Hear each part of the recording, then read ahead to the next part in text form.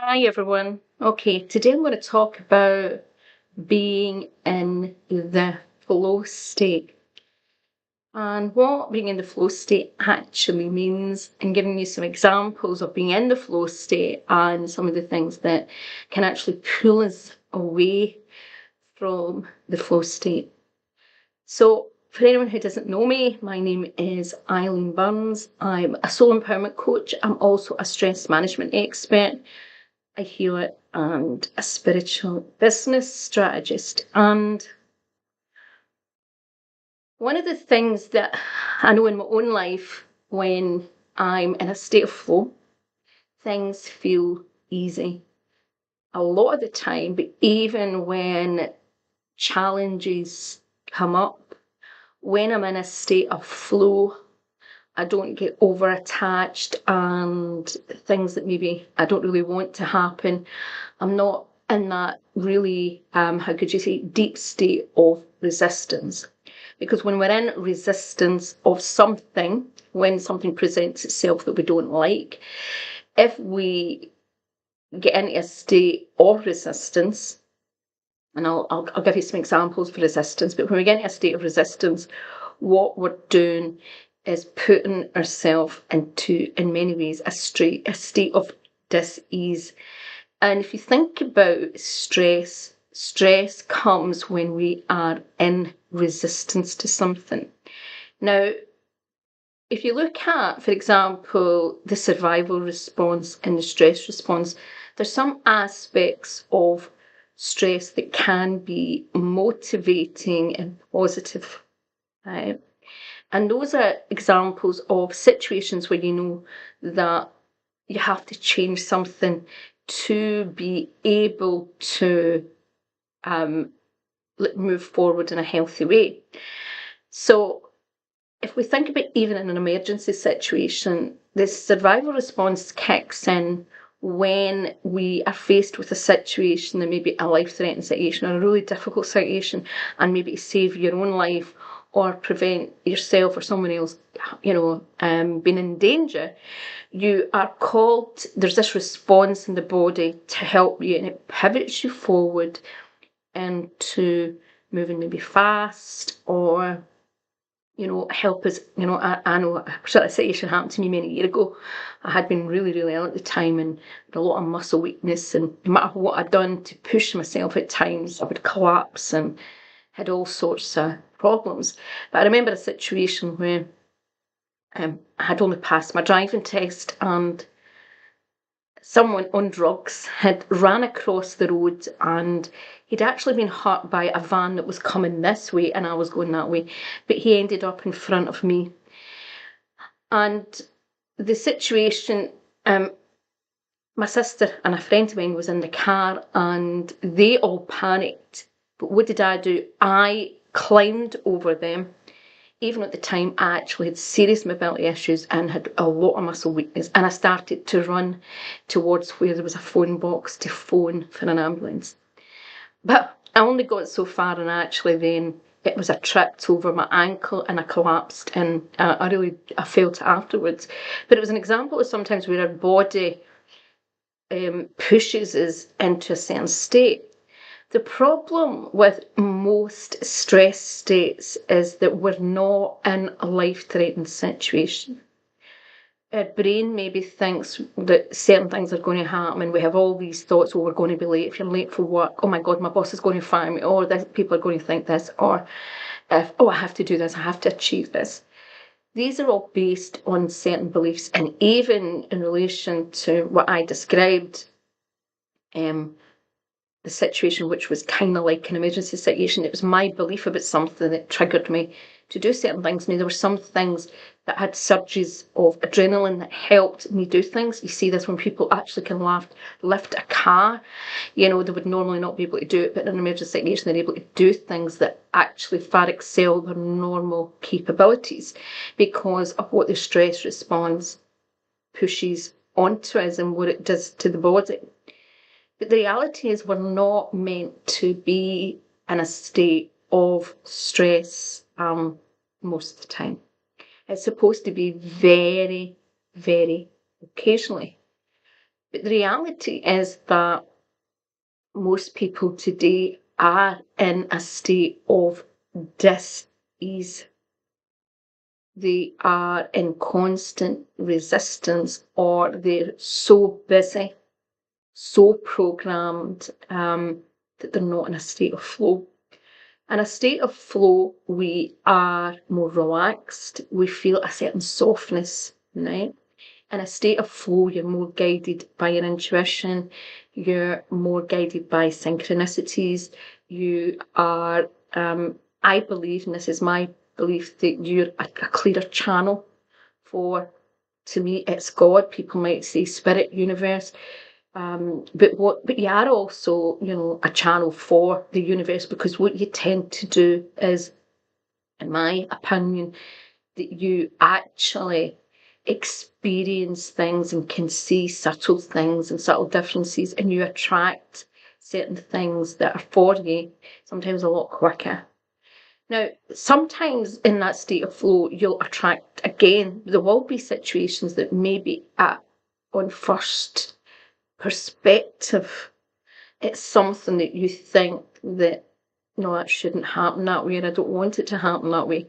But this is the ego. This is the ego believing that it knows everything, when the reality is, even though I do believe that we'll get to a point in humanity where we're actually much more clear channels and see things from a wider perspective, we don't have the full picture. And when we live a life, there is so many different factors, and there's, it's like when we have intentions, it's always important to have the intention of what's best for all, not just about what's best for us, because lots of things in our life depend on lots of other situations happening and other people being in alignment.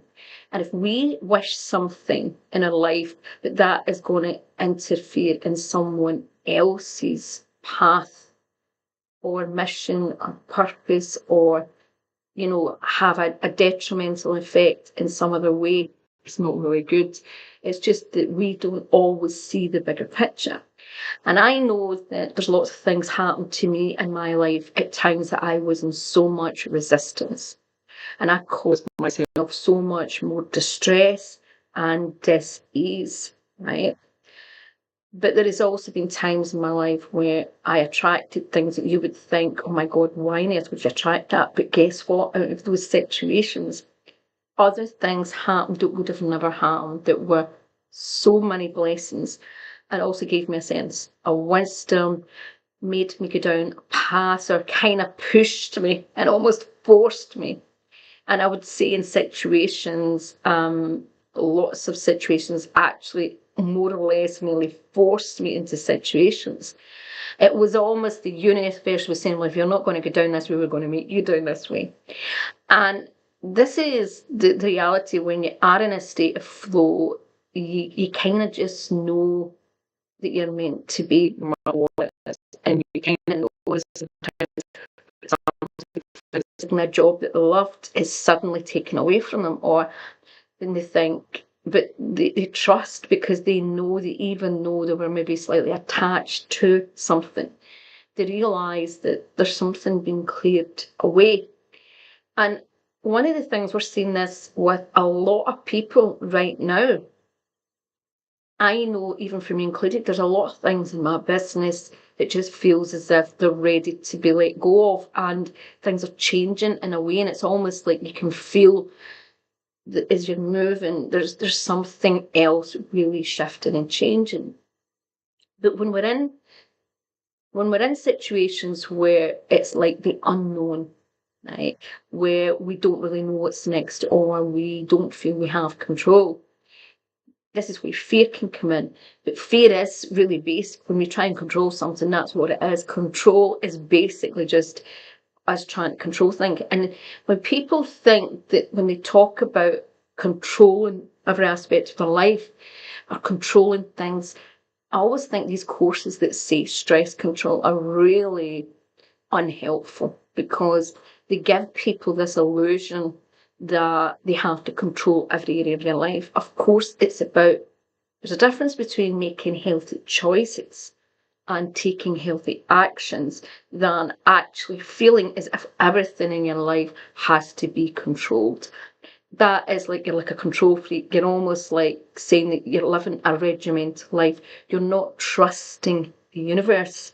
So it's a very egoic, fear-based strategy. When you get a more spiritual approach to stress management, it's about trusting the universe and, of course, taking aligned action, but getting into that state of flow. Now, I know there's a lot of areas in my life where, there's some things I find easier than others, and we're all like that. One of the things I would say I'm so lucky to have been using for over 30 years is meditation. And I practice different types of meditation. I also practice techniques that actually get you into the deep meditative state. But there's been times in my life where even though I'm a really deep meditator and I'm very lucky, I have good intuition, and I would say lucky because on one hand, I think from a child I was very sensitive and intuitive, right? And I used that, and obviously I developed my meditation and live my life by that. I'm very heart-led and intuitive-led. But on the other hand, I would say there's an aspect of me that I've been disciplined enough to make it part of my life. It's not just something that I've just took up for a couple of years. I've made it.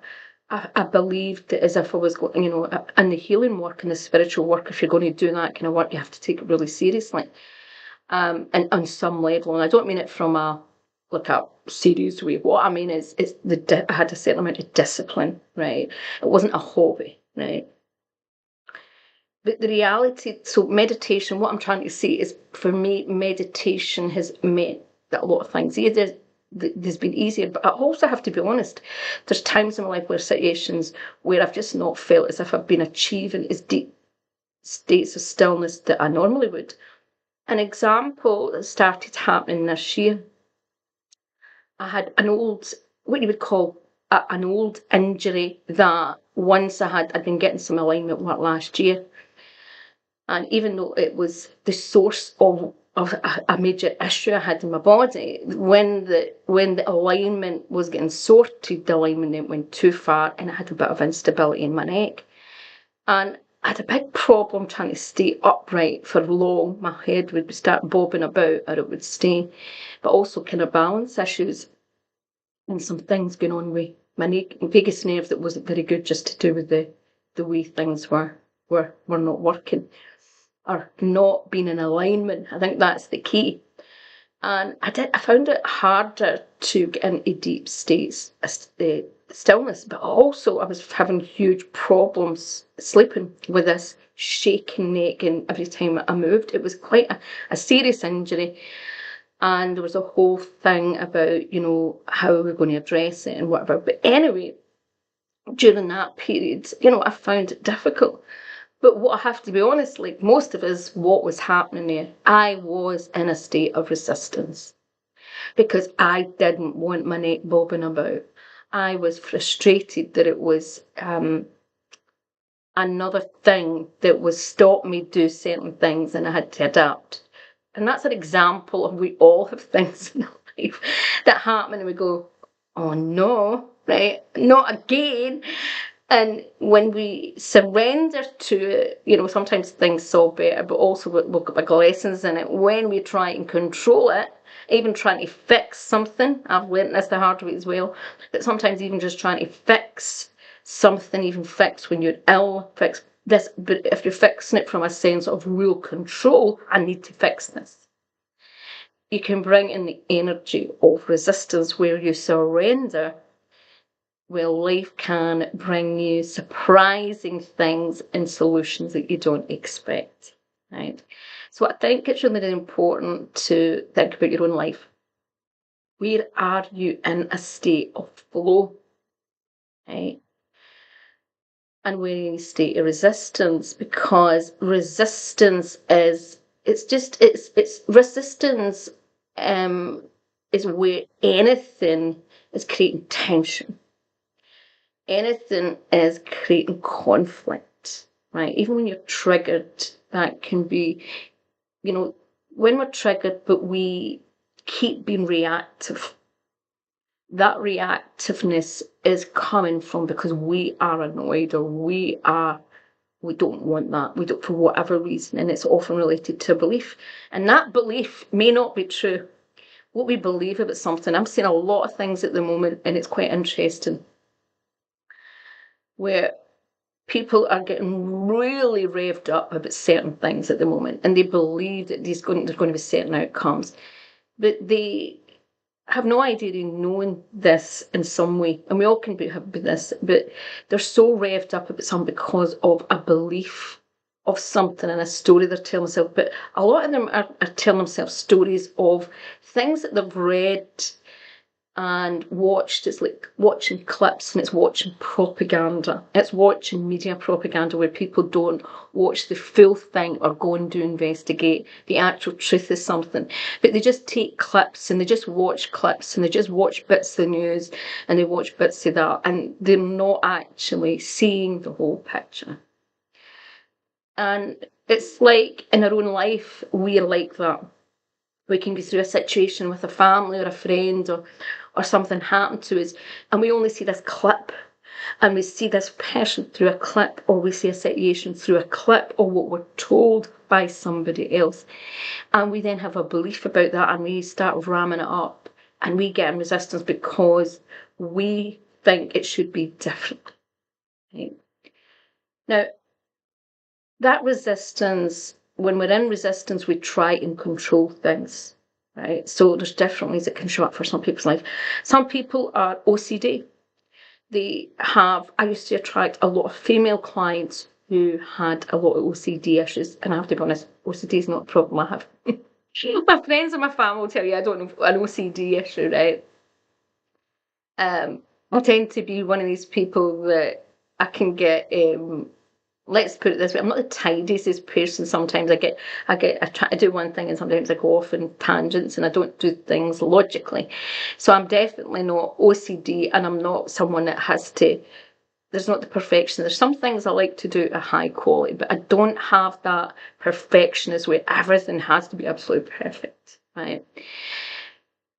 But when we try and be perfect, and when we try to have everything to perfectionism, that can be a form of self-sabotage, in that sense of that we are trying to control everything.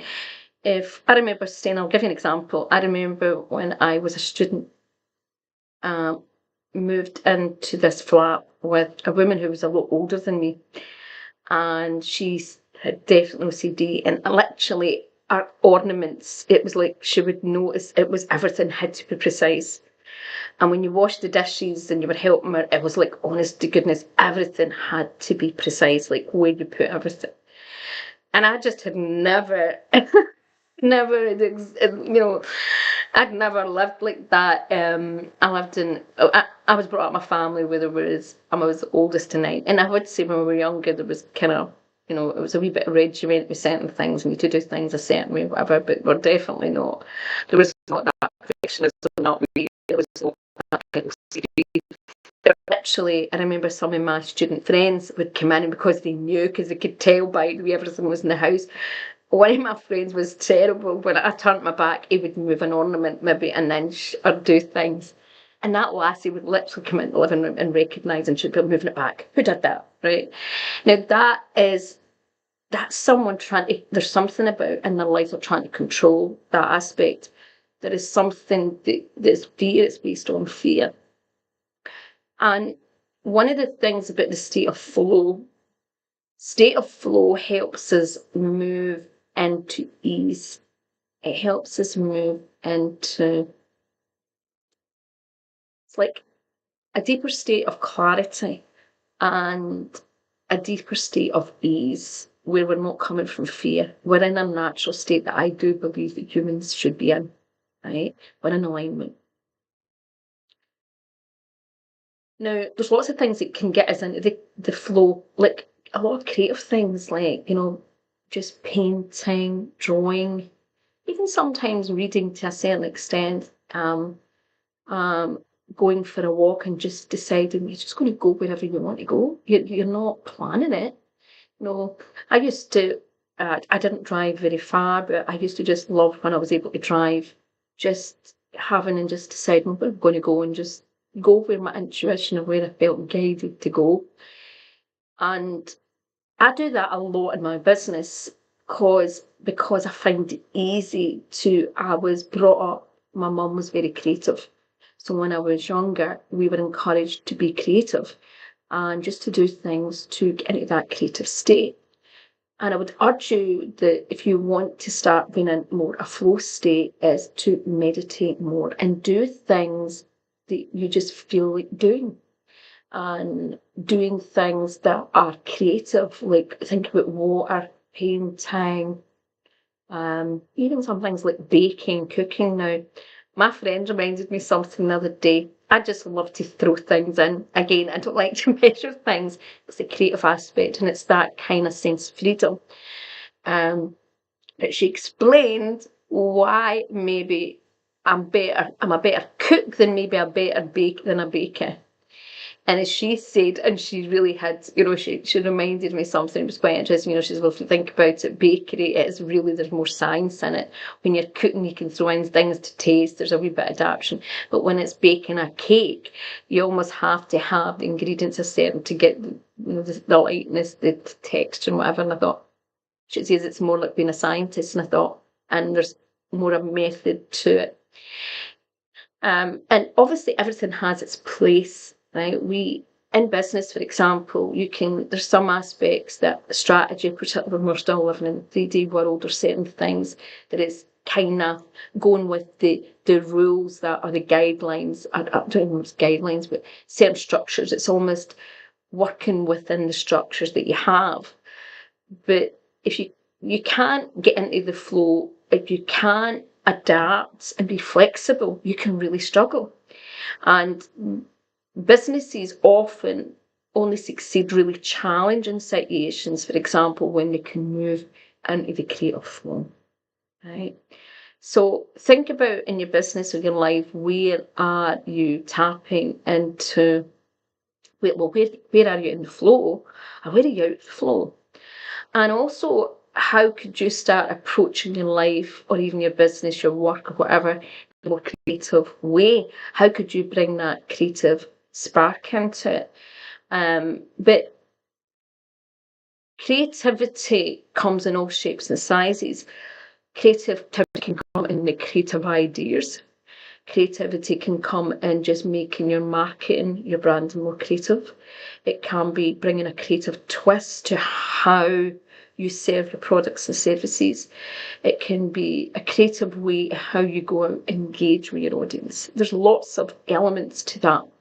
And it's about finding ways that creatively align with you.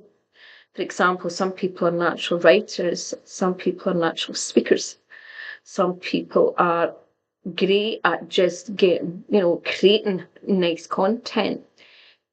It's about aligning with you, your gifts. Now, if if you're someone that wants more alignment, check out, would like to meditate more and explore different types of meditation, check out my meditation pods. I'll put the link below.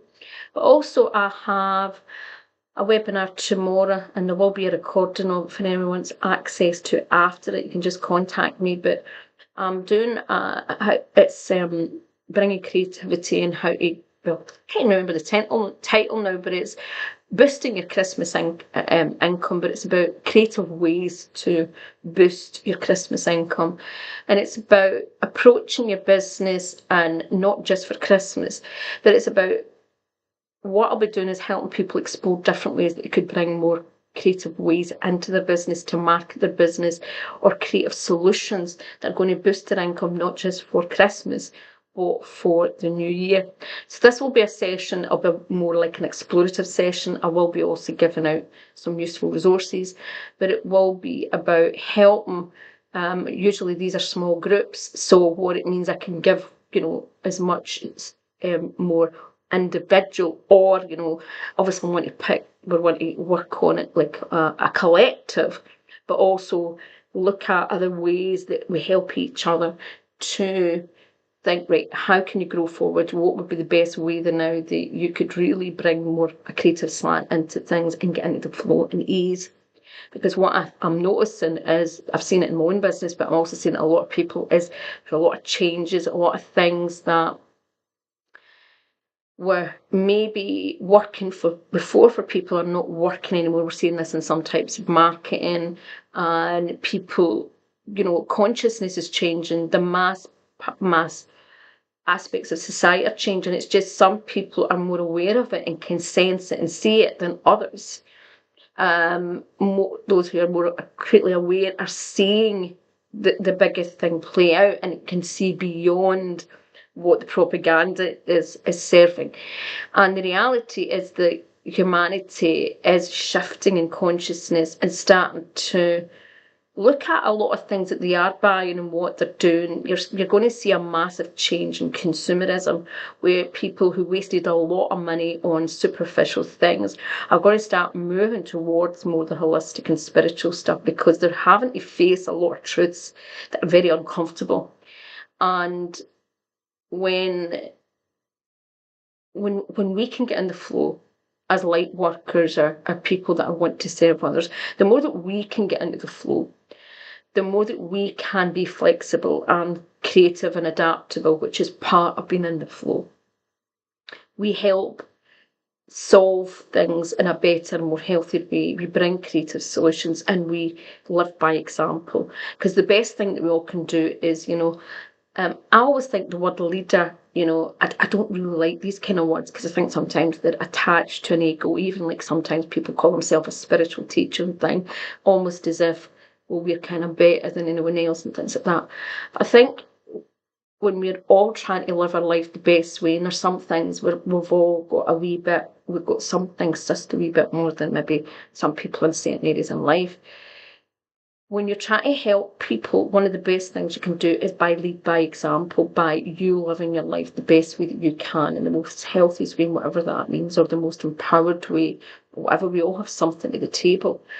And you can only do that by example. For example, most of my life, a big learning experience was how unhealthy most food was and things we were exposed to, and I would have lots of challenges in the area. So part of I like to live my life a natural way. I believe in living a more holistic and natural life. I recognise how much so many things, toxins and things that can be in food, lower our vibration and take us out of alignment. So I try and live my life as much as I can, and what feels right for my soul, for my body, and for me. And by doing that, that has a cascading and a lot of effect on a lot of people around about me, and helps support them to make better choices.